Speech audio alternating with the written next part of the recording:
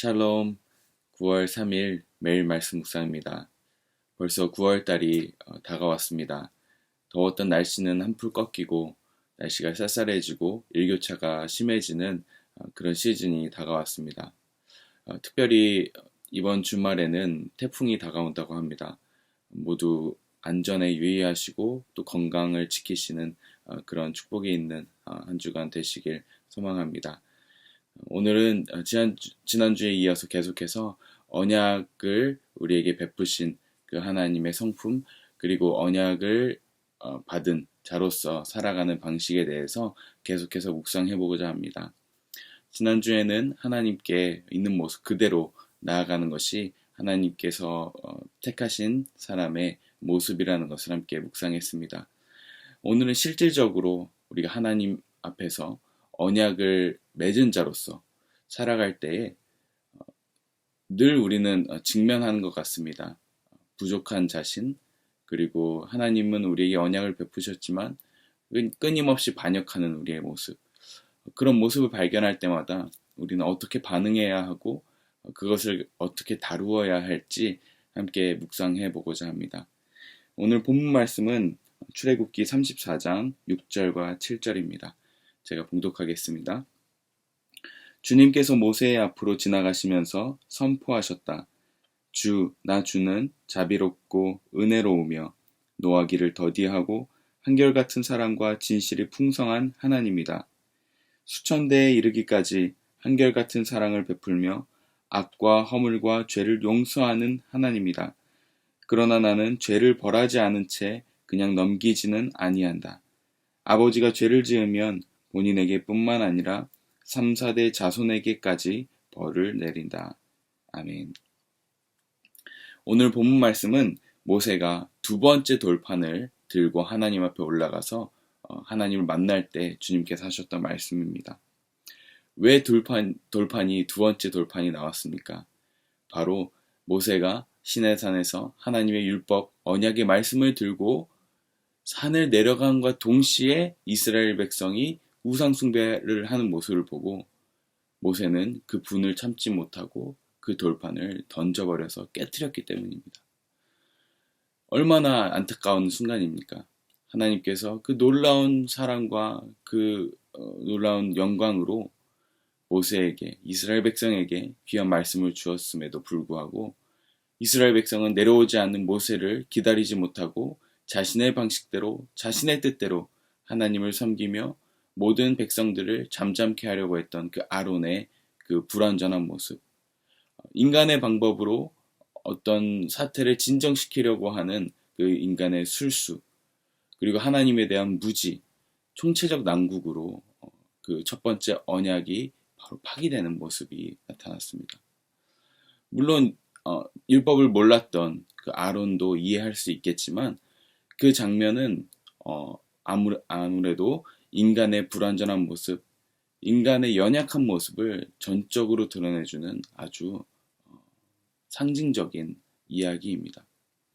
그 말씀을 마치고 나서, 그런 사건이 있고 나서 다시 하나님께서는 모세를 통하여서 다시 그 말씀을 세우시고자 합니다.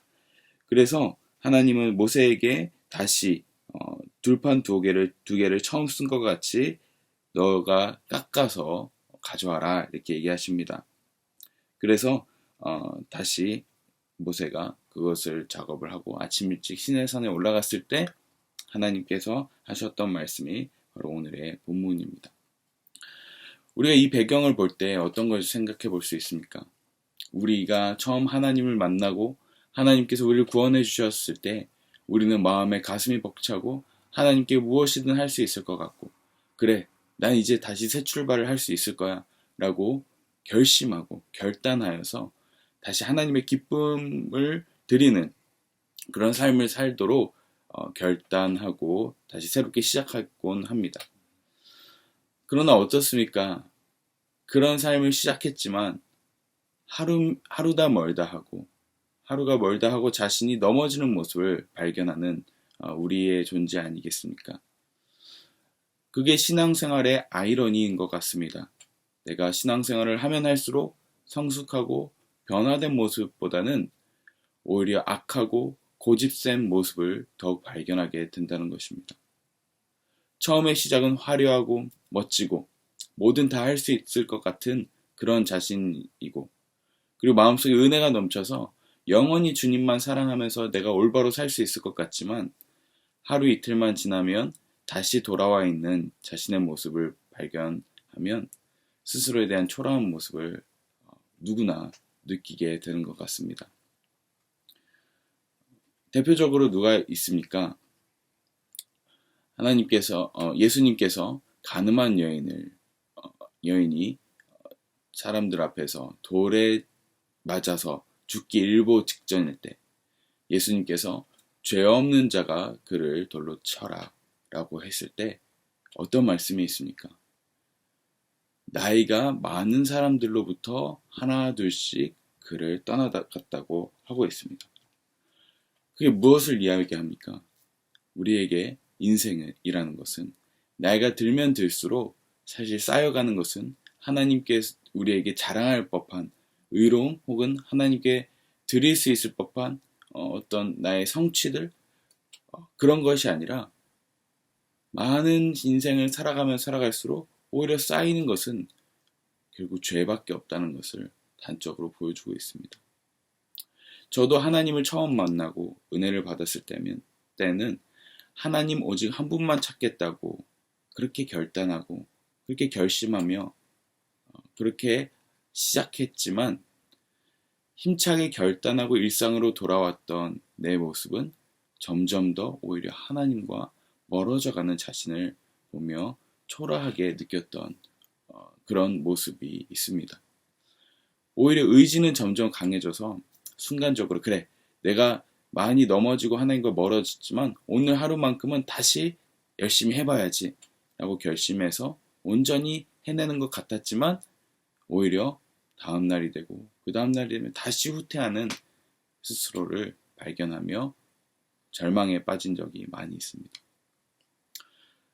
그것은 아무래도 다시 지금 생각해보면 내가 뭔가 부족해서, 내가 연약해서 하나님께 실망을 드렸구나 라는 그것으로 인해서 하나님을 점점 떠나가는 모습으로 볼 수밖에 없습니다. 오히려 이것은 지금 돌이켜보면 하나님을 의지하지 않고 내 연약한 모습의 시선을 고정해서 그것을 내가 바꾸어 보려고 했던 과거 영적인 실수, 영적인 교만이었던 것 같습니다. 그때 오늘 이 말씀을 보았다면 바로 하나님께서 만져주심을 경험했을 텐데, 저 인간이 얼마나 연약한지 내 스스로 하나님께 나아가려고 했던 그런 어처구니 없는 실수를 벌였던 것 같습니다.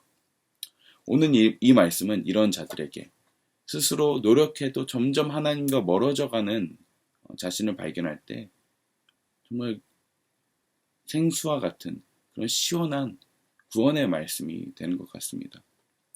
이 말씀은 이렇게 표현할 수 있을 것입니다. 너는 너를 보지 말고 나를 보아라. 너의 힘과 능력을 의지하지 말고 나의 은혜와 자비, 한결같은 사랑을 의지해라 라고 말씀하는 것 같습니다. 때로는 하나님께서 죄로 인해서 우리를 징계하실 수도 있지만 오히려 나의 은혜와 사랑은 수천대에 이른다 라고 말씀하시는 것 같습니다. 그래서 이런 자들에게 필요한 것 두 가지를 잠깐 나누고자 합니다. 첫 번째, 우리가 하나님 앞에서 내가 불완전한 존재라는 것을 느낄 때 꼭 필요한 것은 나는 언제나 하나님을 반역할 수 있는 존재라는 것을 인정하는 것입니다. 나는 불완전한 존재라는 것을 직면하고 그것을 진리로 받아들이는 것입니다. 이 말은 오해하지 말아야 합니다. 노력하지 말라는 것이 아닙니다. 오히려 최선을 다해서 하나님께 순복하며 살려고 몸부림쳐 보라는 것입니다. 한 신학자는 이렇게 얘기했습니다. 내가 죄를 피 흘리면서 싸워보지 않은 사람은 하나님의 은혜를 맛볼 수 없다고 말입니다. 그런데 놀라운 것은 순종에 대한 나의 열정이 높으면 높을수록 그 스스로에 대한 실망감은 커질 수밖에 없다는 것. 그리고 바로 그때 인간은 하나님을 떠나게 된다는 것입니다. 스스로에 대한 실망감이 커지면 커질수록 절망하고 그리고 어쩔 수 없는 자신의 연약함을 알게 되면서 하나님과 멀어지게 된다는 것입니다. 저는 처음에 이해하지 못했습니다. 베드로가 예수님을 처음 만났을 때, 나를 따라오너라 하실 때 오히려 베드로는 무릎을 꿇고 나는 죄인이로소이다 나를 떠나소서 하셨던 이 말씀.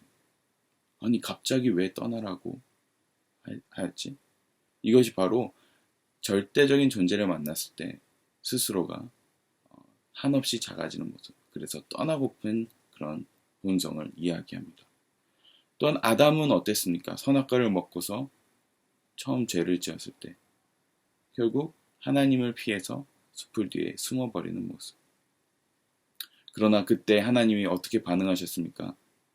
그때 바로 아담을 벌하신 것이 아니라 아담아 어디 있느냐? 네가 지금 있는 곳이 어디냐? 라고 말씀하신 것을 우리가 너무나 잘 알고 있습니다. 그러므로 우리는 하나님 앞에서 최선으로 노력하되 그로 인해 다가오는 실패를 철저히 하나님 앞에 인정하고 하나님 앞으로 나아가야 하는 것입니다. 스스로에 대한 한계와 불완전성을 완전히 그것을 깨닫고 직면해서 그 실패한 감정을 가지고 하나님께로 나아가야 하는 것입니다. 우리는 너무나 실수합니다. 그 실패한 감정을 가지고 하나님을 떠나게 됩니다. 내가 열심히 살아보려고 했는데 안 됐구나 라고 하면서 말입니다. 그때 바로 필요한 것이 오늘 우리 본문 말씀입니다. 스스로에 대한 한계와 불완전성을 완전히 깨달아서 그것을 가지고 이 말씀을 붙들어야 하는 것입니다. 어떤 것입니까? 바로 하나님을 만족시켜 드릴 수 있는 것은 나의 어떠한 모습이 아니라 바로 하나님을 신뢰하는 것입니다. 우리 어떤 노력과 어떤 의로움도 하나님을 만족시켜 드릴 수 없습니다. 이사야서 말씀은 우리의 의로움은 하나님 앞에서 걸레쪽지와 같다고 하였습니다.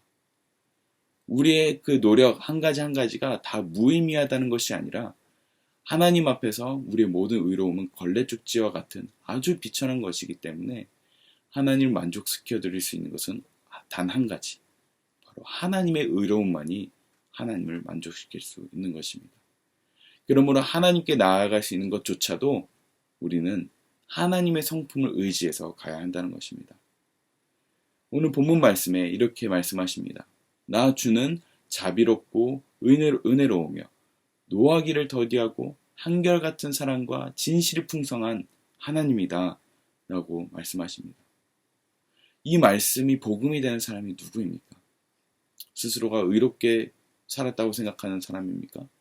스스로가 착하다고 생각하는 사람이겠습니까? 아닙니다. 내가 하나님 앞에서 피 흘리기까지 죄를 싸우고 그리고 의롭게 살려고 몸부림쳐본 사람만이 이것이 은혜로운 말씀이 된다는 것입니다.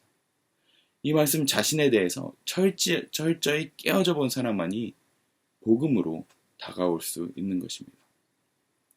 말씀을 마치겠습니다. 하나님께 전심으로 인생을 드려보시기 바랍니다. 죄와 싸워서 피 흘리기까지 한번 싸워보시기 바랍니다. 그리고 스스로에 대해서 연약함과 자신에 대한 실망감이 어쩔 수 없이 다가올 때 그것을 오롯이 직면하시기 바랍니다. 그래, 나는 이거밖에 되지 않는구나. 그래, 나는 이 정도 존재밖에 되지 않는구나. 그러나 그것을 가지고 스스로를 정죄하거나 스스로에게 낙담하여서 주님과 멀어지지 마시기 바랍니다. 오히려 그때 하나님의 성품을 의지해서 하나님께로 나아가시길 바랍니다. 하나님은 언제나 우리에게 그분의 언약을 새롭게 하기를 원하시는 분이십니다. 오늘 본문 말씀에 그분의 은혜는 수천 대에 이르기까지 유효하다 하셨습니다. 그러므로 나의 불완전함 때문에 하나님께 나아가길 꺼려 하시는 분들, 오늘 이 본문 말씀을 계속 되뇌어 보시길 바랍니다. 나 주는 자비롭고 은혜로우며 노하기를 더디하고 한결같은 사랑과 진실이 풍성한 하나님이다. 아멘. 기도하겠습니다. 하나님, 당신의 성품을 의지해서 이 시간 주님께로 나아갑니다. 하나님, 나의 모습은 연약하고 부족하고 언제나 넘어지며 주님을 실망시켜드리는 존재이지만 하나님, 그것을 가지고 주님께 나아갑니다.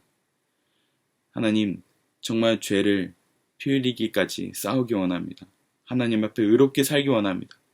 하지만 그럴 때마다 직면하는 나의 불완전함을 주님께로 가져가서 하나님, 오늘 본문의 말씀처럼 정말 한결같은 주님의 사랑, 정말 수천대에 이르기까지 그 사랑을 베풀기를 원하시는 주님, 우리의 악과 허물과 죄를 용서하는 그 하나님, 그분을 이 시간 의지하며 나아가오니 하나님, 끊임없이 스스로의 연약함을 직면함과 동시에 하나님의 더 큰 은혜를 오늘 이 시간에도 누리게 하여 주시옵소서.